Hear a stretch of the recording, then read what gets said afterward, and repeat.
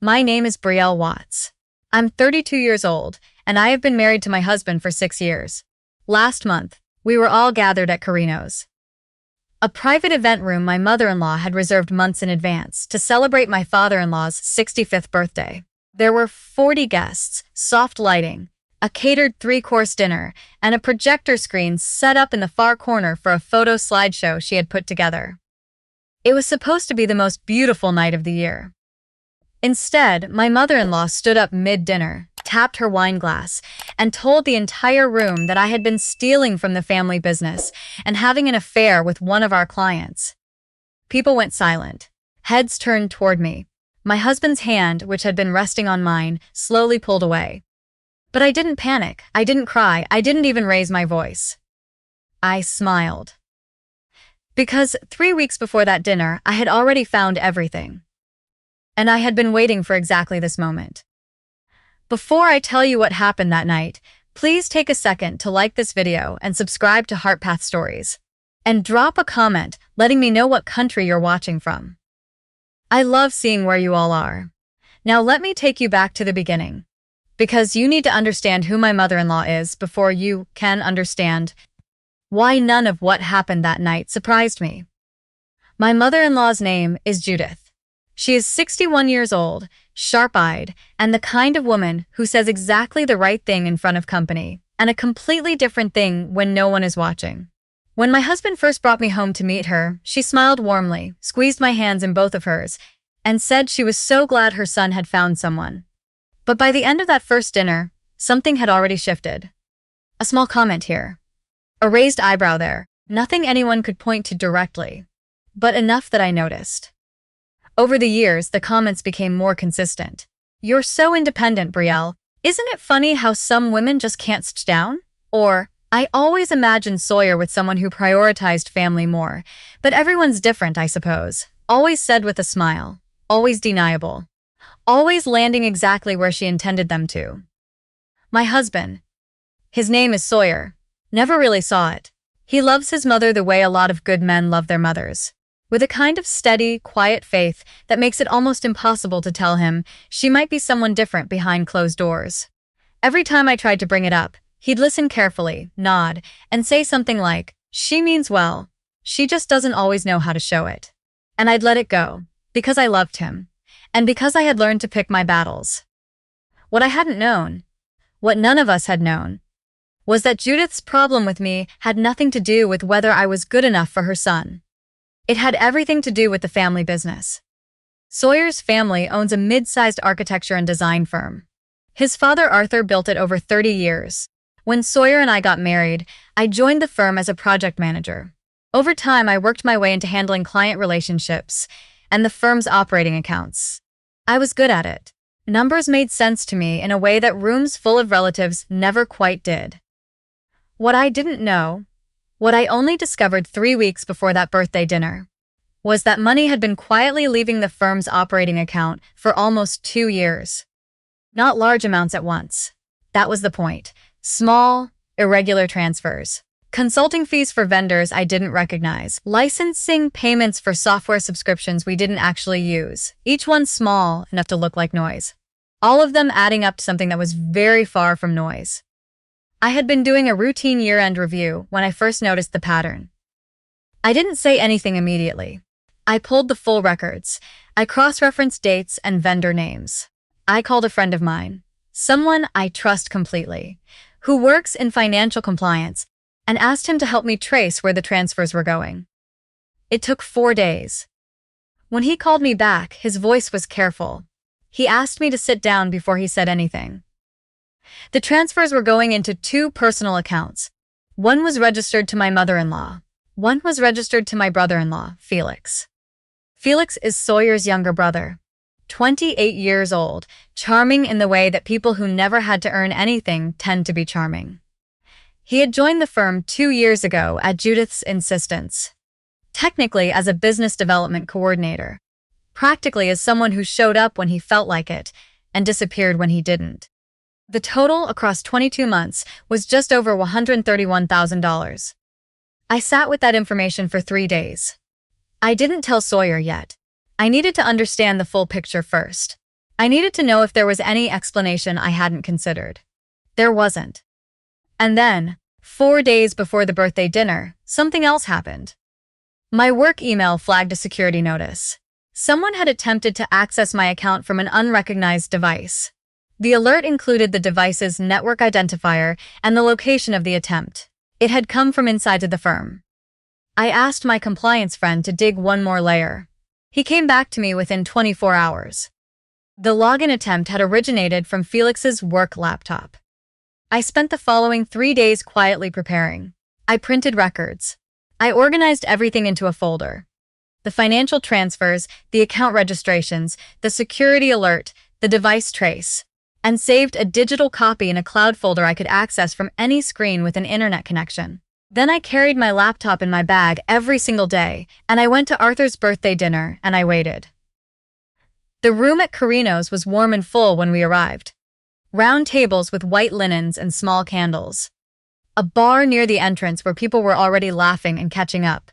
The projector in the corner was cycling through a birthday slideshow. Arthur as a young man. Then the early days of the firm, then the boys growing up, then the whole family at various celebrations over the decades. I sat beside Sawyer at the head table and watched the room. Judith moved through the guests like she always did, gracious, unhurried, completely in control of every interaction she touched. She kissed cheeks and refilled glasses and laughed at precisely the right moments. But twice during cocktail hour, I caught her glancing at me from across the room. Not the way you glance at someone you're checking on. The way you look at something you've already decided about. Felix was more obvious. He barely looked at me at all, which was its own kind of signal. He stood near the bar most of the evening, talking a little too loudly about nothing, drink in hand, shoulders angled away from wherever I happened to be. The meal started. Soup, then salad, then the main course. The slideshow continued in the background. Arthur told a long story about the early days of the firm that made everyone at the table laugh until their eyes watered. Sawyer squeezed my hand and leaned in to say this was the best birthday dinner they had ever thrown for his dad. Then, somewhere between the main course and the birthday cake, Judith set down her fork. She picked up her knife and tapped it softly against her water glass. The table quieted, then the room. She stood up slowly, one hand resting on the tablecloth, and smiled at the assembled guests the way she always smiled. Warm, composed, completely in command.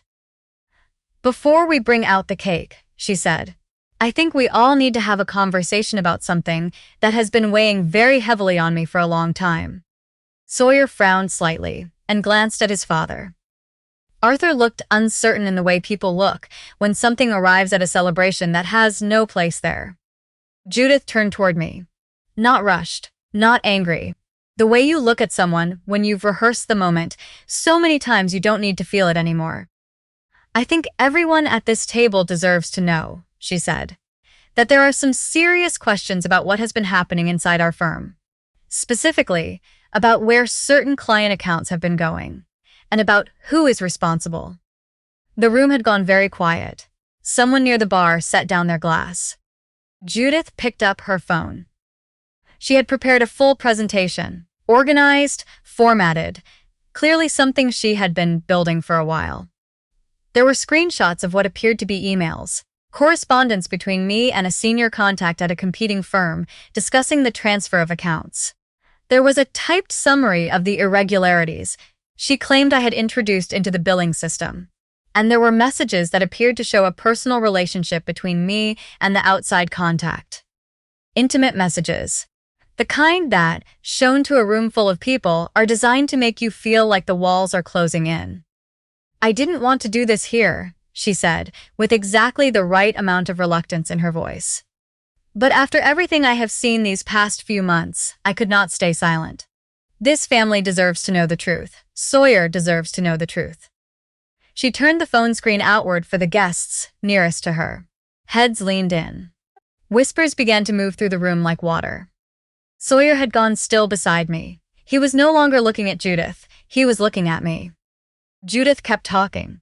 Something about loyalty, about protecting what Arthur had built, about how difficult this had been for her to sit with alone. But I had stopped listening to the words. I was just watching her face. And for just a moment, Underneath all that practiced grief, I saw it. The calculation, the satisfaction, the very small, very cold thing that had been there all along. I set my napkin on the table. I looked at Judith. I looked at Sawyer. I looked at Felix, who was staring hard into his drink. And I smiled. Judith stopped mid-sentence. She stared at me. That was not the reaction she had prepared for. "Why?" she said slowly. "Are you smiling?" I kept my voice very calm. "I'm sorry to interrupt, but I think we should put all of that up on the big screen." The room held its breath. Somewhere near the entrance, a server stopped moving. Judith blinked. "Excuse me?" I nodded toward the projector in the corner, where Arthur's birthday slideshow was still cycling quietly behind us. The projector. If you're sharing evidence with 40 people, they should all be able to see it clearly. A phone screen isn't really fair to anyone in the back of the room. A murmur moved through the guests. Someone near the bar said quietly, "That's actually a fair point." Judith recovered quickly. She straightened and nodded once. "Fine," she said, "if that's what it takes." She looked at Felix. "Can you connect my phone to the projector, sweetheart?" Felix stood. He crossed to the AV table near the screen. I watched his hands as he connected the cable. They were not entirely steady. The projector clicked over. Judith's phone screen appeared on the wall, enlarged, lit up, visible to everyone in the room. The emails, the summary she had typed, the messages. People leaned in to read. Sawyer studied the screen in silence. Arthur had the look of a man who has walked into a room and cannot yet find the door. Judith gestured at the screen and said, "Now, would you like to explain this, Brielle?" "I would," I said. I stood up. Then I looked at the AV table and said, "Do you mind if I connect my laptop? I have a few things I'd like everyone to see as well." Judith's expression held.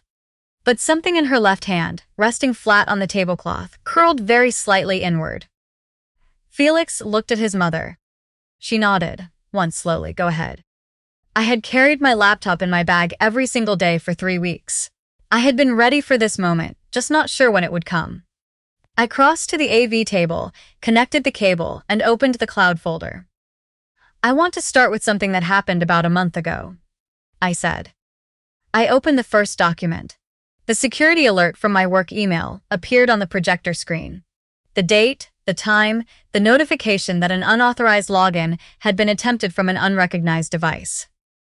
A few guests leaned forward and read it. "Someone tried to break into my work account," I said. This alert included the device identifier and the location of the attempt. I clicked to the next page, where my compliance friend's trace report was displayed. The attempt came from inside our firm's office.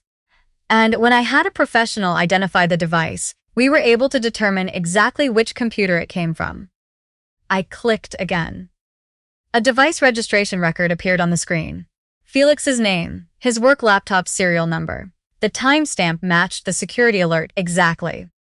The room shifted, not loudly, the way water shifts when something is dropped into it. Felix stood up. That doesn't prove anything. Someone else could have used my computer." "You're right," I said. "On its own, it doesn't prove anything." I paused. "So let me show you what I found next." I opened the second folder.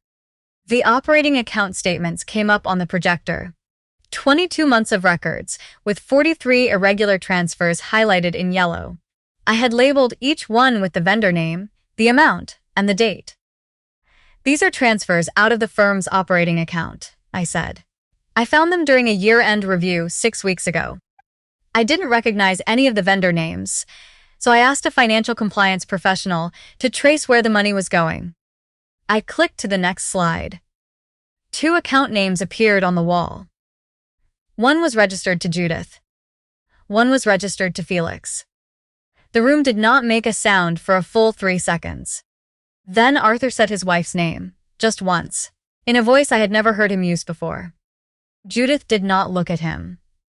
Felix sat back down. "The total across 22 months, I said, keeping my voice level, is $131,400. I looked at Judith.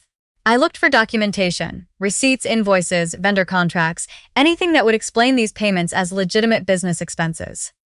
I held her gaze. There's nothing, not one record. Sawyer had not said a word. He was staring at the screen. At his mother's name, at his brother's name, at the numbers. Judith finally spoke. Her voice was controlled, but the edges of it were beginning to give. "You don't understand the full picture," she said. "There were expenses. Things that needed to be handled outside of the normal process. It's more complicated than it looks."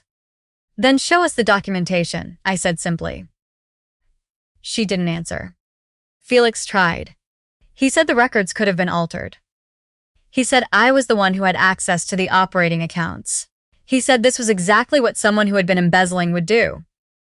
Manufacture distraction, redirect suspicion, attack the people who were trying to hold them accountable. I let him finish. Then I looked at the room and said, "The emails Judith showed you. The ones meant to look like they came from my account." I asked the same professional, who traced the device alert, to examine the metadata on those files. I clicked one final time. A single document appeared on the screen. The metadata analysis, 2 pages long, with a summary line at the bottom. Originating device, the same laptop serial number that had appeared at the top of the slide. Felix's work laptop. Felix's name. The room was completely still. Felix said nothing else. He looked at the table. Judith looked at the table. 40 guests looked at the wall. Arthur set both hands flat on the tablecloth, the way people do when they need something solid beneath them.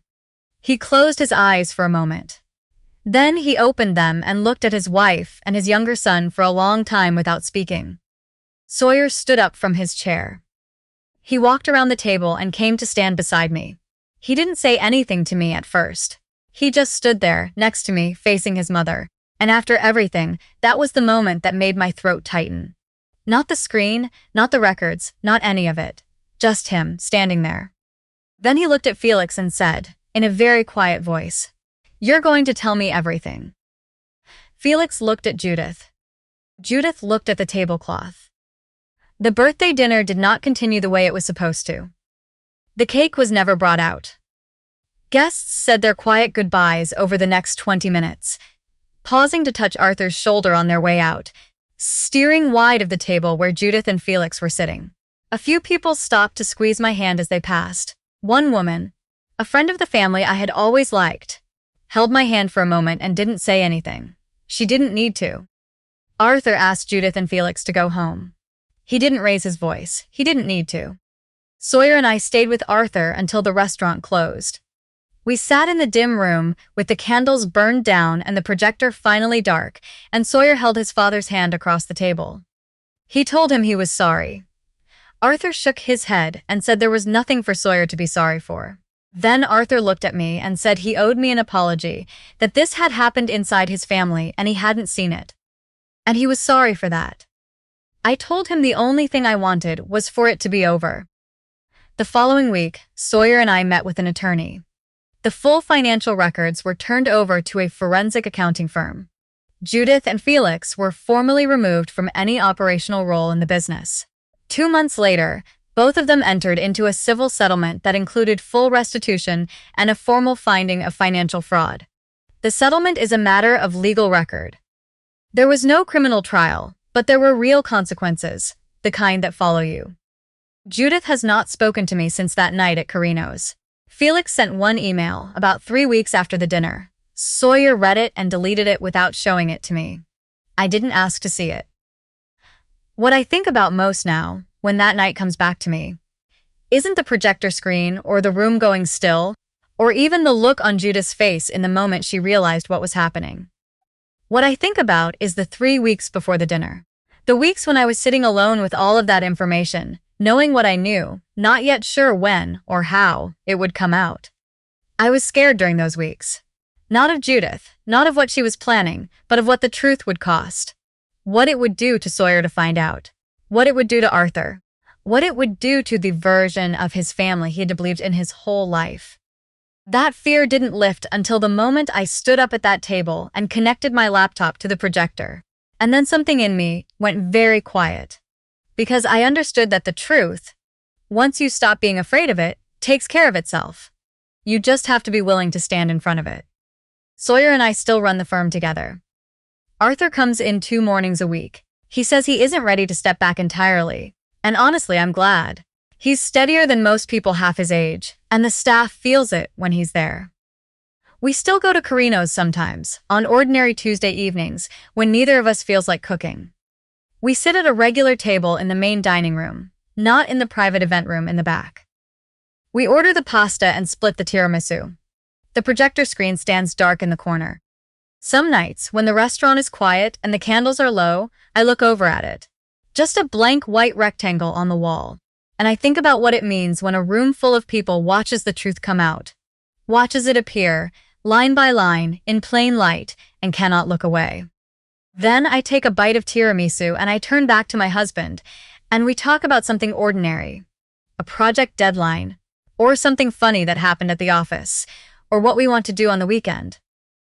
Because that night was the night everything finally came out into the open, and it turned out the truth was the only thing I had ever needed.